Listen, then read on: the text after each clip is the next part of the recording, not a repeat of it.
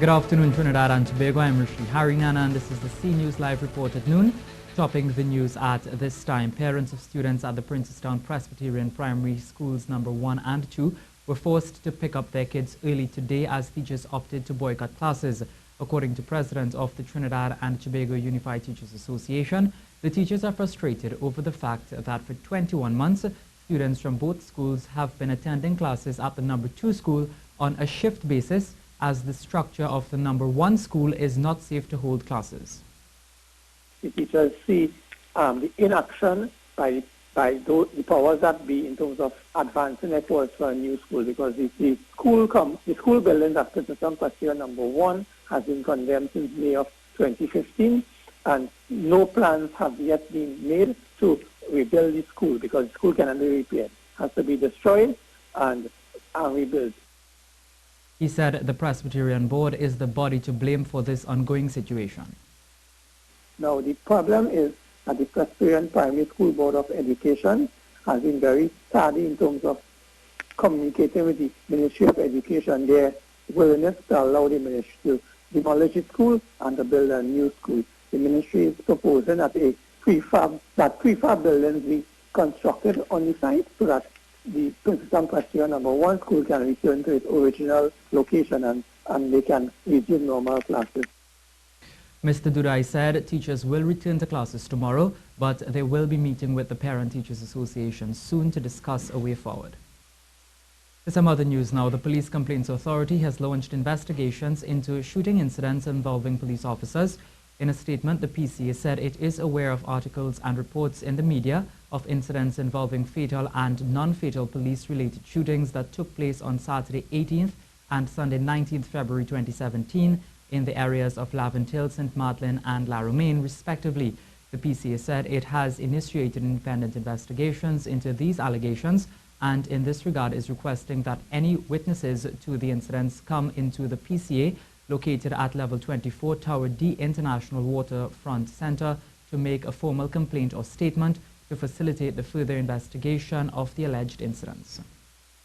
Now, relatives of Michael Lancaster, one of the men killed over the weekend in Picton, claim there was no exchange of gunfire between Michael, also known as Shutbuck, and the police. Newspaper reports suggested the police were conducting exercises in the area when Lancaster confronted them. The relatives claim that's a lie. One relative said they damaged her front door asking for Lancaster, but when they knocked on his apartment door below, he willingly opened his home to them. They came like they was stinging him, whatever they was doing inside there. I come down and I was watching across there what they was doing. When I had to tell them, go back up. So I ended up walking back up. So when I looked through my window, I hear 2 shots. So when I do so, I see them bringing out somebody in a sheet. The body found on Thursday night in a bushy area along Dumfries Road, La Romaine, has been identified as that of Anderson Joseph. He was a bar owner. The body was taken to the Forensic Science Center where it was identified by relatives. Police say they found a car abandoned in South Orapooch and upon checking, they found documents belonging to Anderson. That helped them in their ID search. A member of the Trinidad and Tobago Regiment is nursing gunshot wounds after he was shot. Reports say at around 6:30 p.m. on Sunday, Corporal Ian Carter was at Building 10 in Maloney when someone opened fire. He was hit in the chest, shoulder, left leg and both hands. He was taken to hospital where he is said to be in a stable condition. You're watching the C News Live Report at noon. Remember, you can keep up to date with all the latest news on our website at ctvtt.com, or you can check out our Facebook and Twitter pages at C News Live.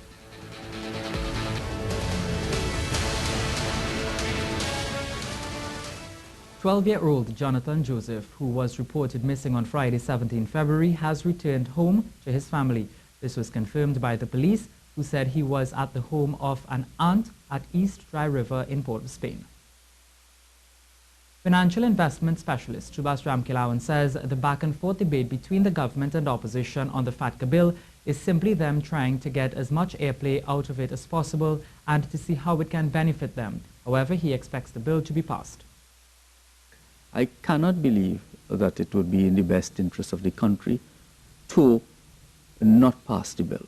And therefore, I believe that we have good legislators and good sense will prevail. If I am wrong, I mea culpa, but if I am wrong, I will lose the kind of confidence that we have or ought to have in our lawmakers and in the parliament of this country. Last week, Prime Minister Dr. Keith Rowley said a vote on the bill will take place this coming Thursday in the House of Representatives. He said the legislator must do what is in the best interest for the country. It would be nice to say we do not have to subscribe to U.S. requirements. It would be nice to say that, but it is virtually impossible to so do because our currency of trade, our hard currency, is the U.S. currency. U.S. President Donald Trump has invited Prime Minister Dr. Keith Rowley to visit that country. According to a statement from the U.S. Embassy, the invitation is for Prime Minister Rowley to meet in Washington in the coming months. At around 4:40 on Sunday, President Trump made a phone call to Dr. Rowley and they discussed shared priorities. The statement said the two leaders reaffirmed the strong security partnership and agreed to continue close coordination in the fight against terrorism and transnational organized crime. The Member of Parliament for Princestown, Barry Paderat, is calling on the Attorney General to clear the air on a newspaper report that Republic Bank Limited had provided information on the transactions of Planning Minister Camille Robinson Regis. He's asking the Attorney General to indicate to whom this information was provided and who made the request to the bank, since he said the Attorney General indicated that RBL certified the minister's withdrawal. Paderat, who last week called on the Minister of Planning to explain her wealth, indicated that he was deeply concerned that AG Faris Al-Rawi was once more involved in defending a senior cabinet colleague without divulging the facts to the country. He further stated that this was an easy and simple matter to resolve if the minister and her legal advisor, who is the Attorney General, would put in the public domain withdrawal slips to the effect of $143,800 in cash from RBL. Some other news now, and the Health Social Workers Association is blaming the police service, the government and opposition for the high levels of criminal activity. President of the organization, Michael Jatan, says the victim blaming cannot solve the problem.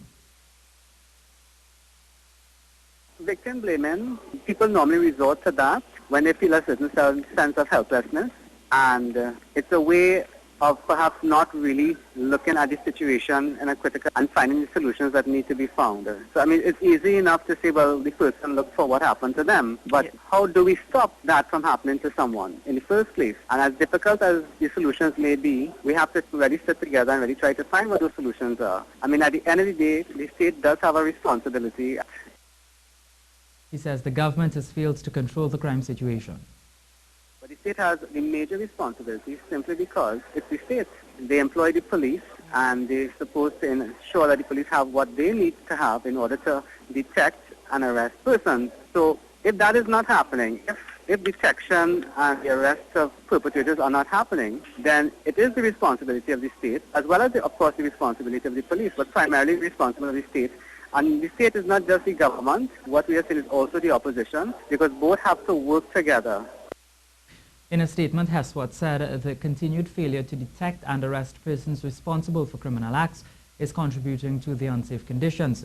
It said the deterrent value of a property-resourced police force must be taken into consideration as a crime prevention strategy. It also said so-called domestic crimes, like other types of crime, can be prevented to a certain extent if the state apparatus was constructed as to effectively detect, arrest, and convict perpetrators. And trauma specialist Hanif Benjamin is questioning if social programs are reaching those who need help. This, as he says, millions of dollars have been spent over the years, but there is very little to show for it.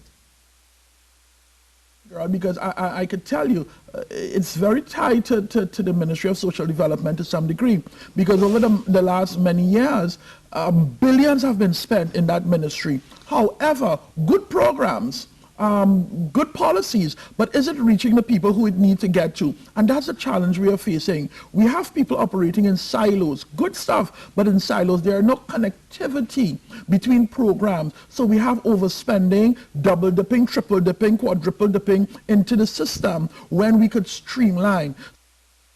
He said governments have placed emphasis on getting a positive end result. but wants to know why more isn't being done for those who are at the beginning and middle of the continuum. When you put all the money to the end, what happened to the people in the middle who are still on the fence whether to go into a life of crime or, you know, whatever? I'm not sure, society is treating me rough, my life is a little rough, I don't know what to do. And what about our young children who are recognizing and looking on at society and thinking that this is probably where I need to go? You see, so we need to be doing work with our children and adolescents to ensure that they don't go into a life of crime and criminality.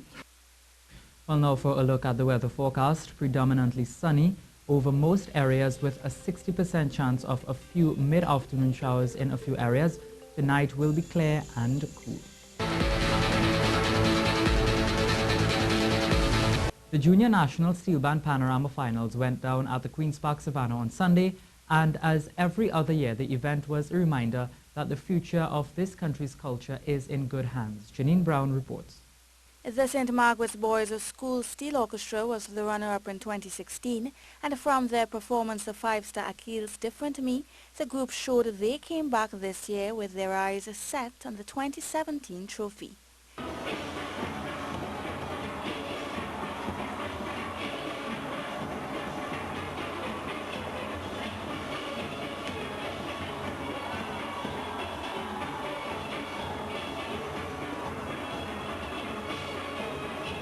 The 2016 hit song was actually the most popular choice among the 12 participating schools for the primary leg of the competition, with a total of 3 schools opting to use the song. One such band was the Gabrielites Steel Orchestra, who was joined on stage by the artiste himself, who performed as the band's flag bearer.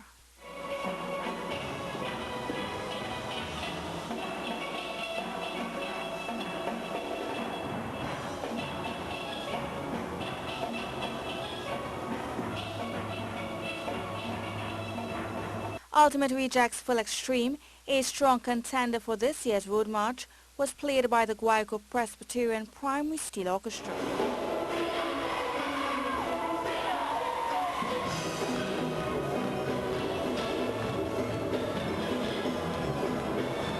And some groups opted to take it all the way back to tunes from yesteryear, like Super Blues' Soca Baptist and David Rudder's 1990 piece, Ganges and the Nile.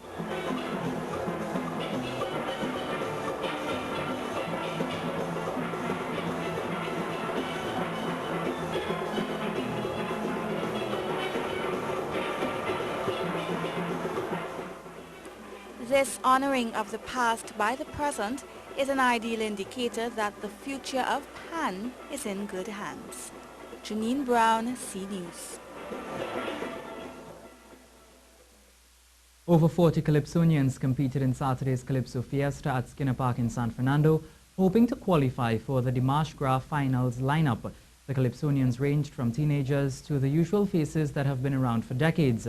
But in the end, only 15 were selected for Dimanche Gras, which will be dominated by 8 female Calypsonians, a first for the show. Women Calypsonians dominated Calypso Fiesta on Saturday at Skinner Park, and this trend will follow into the Dimanche Gras Carnival Sunday night at the Queen's Park Savannah. But the FCL Financial Limited People's Choice Award went to Weston Rollins, also known as Crocro. He wowed the crowd with his song Final Send-Off. All of these kind of things happening. Children in the money. We going down Coffee Street by everybody that we meet. Everybody we meet, we drinking around. We skip a bunch and a dance a drum. Down Lady Hills, Avenue, and by Arcalis too. All of these kind of things happening. Children in the money. Finalist Rondell Donowa's lip service got the approval from the crowd. While we stop now, all these set of motors, all these set of talkers. The 8-time winner of the Dimanche Gras competition, veteran Calypsonian HOLLIS CHALKDUST Liverpool, also advanced to the finals. He was a crowd favorite with his rendition, Learned from Arithmetic. You play Isaac Newton and Copernicus, Galileo, and your own route to not Capildo. And the 2017 National Calypso Queen and Stars of Tomorrow winner, Sasha Ann Moses, also secured her place in the finals with Main Witness.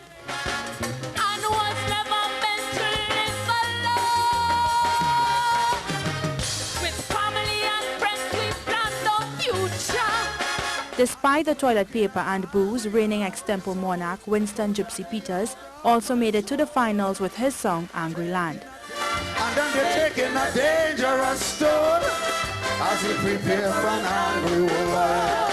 Hey, this is Rounding off the 15 contestants are Fire Empress, Marsha Clifton, Miguela Simon, Terry Lyons, Karine Ashe, Queen Victoria, Kurt Allen, Anthony Hendrickson, former multiple monarch Roderick Chucky Gordon, with the reserve being Lynette Steele or Lady Gypsy and Heather McIntosh. All 15 contestants will be hoping to dethrone Devon Steele's the 2016 Calypso monarch.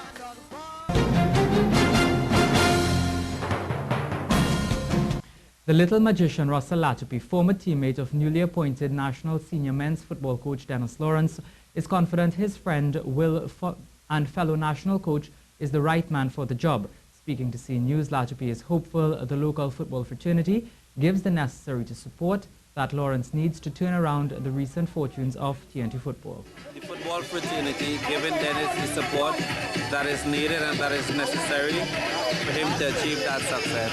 So, as I've said before, Dennis knows that he has my total support and confidence.